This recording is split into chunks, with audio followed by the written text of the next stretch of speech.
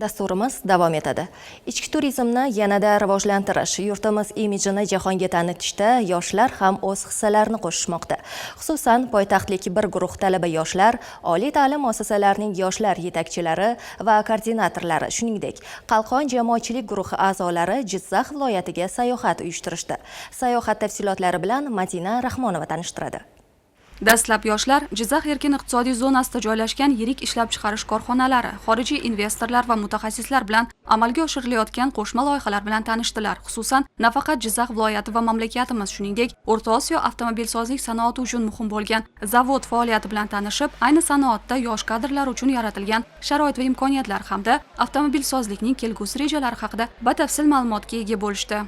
Bu zavod hozirda MDH davlatlari orasida O'zbekistonda yagona bo'lgan zavod hisoblanadigan, asosiy ishni robotlar qilar ekan. Xitoylik injenerlar, xitoylik mutaxassislar ham bor ekan. Bizning ham kelajakdagi maqsadimiz o'zimiz o'qiyotgan yo'nalishimiz bo'yicha, ya'ni ma'lum yo'nalish sun'iy intellekt yo'nalishi bo'ladigan bo'lsa, shu yo'nalish asosida avtomobilsozlik sanoat yo'nalishiga o'z hissamni qo'shish.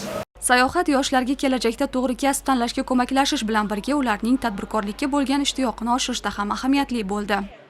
Talaba yoshlarning navbatdagi sayohat manzili Forish tog' poligoni bo'ldi. Bu yerda yoshlar harbiy xizmatchilar uchun yaratilgan sharoitlar bilan tanishishdi. Ularning o'quv jarayonlari, jangovar va jismoniy mashg'ulotlarni o'z ko'zlari bilan ko'rishdi. Shuningdek, harbiy qismda qurol aslahalar ko'rgazmasi ham tashkil etilib, yoshlarga ulardan foydalanish tartibi ham o'rgatildi.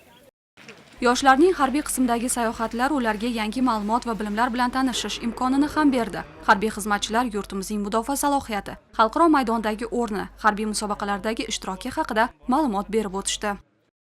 Bugungi sayohatimiz davomida yoshlarimizga eng qiziqarli bu qurol aslahalar ko'rgazmasi hamda o'q-dorilar sarfsiz qurollarni amalga otish mashg'ulotlari juda ham qiziqarli o'tmoqda. Yoshlarimiz kelajakda mana shu muddatli harbiy xizmatchi, safarbarlik harbiy xizmatlarida xizmat o'tab, shu yurtimizni tinchligini himoya qilishda o'z hissalarini qo'shishadi.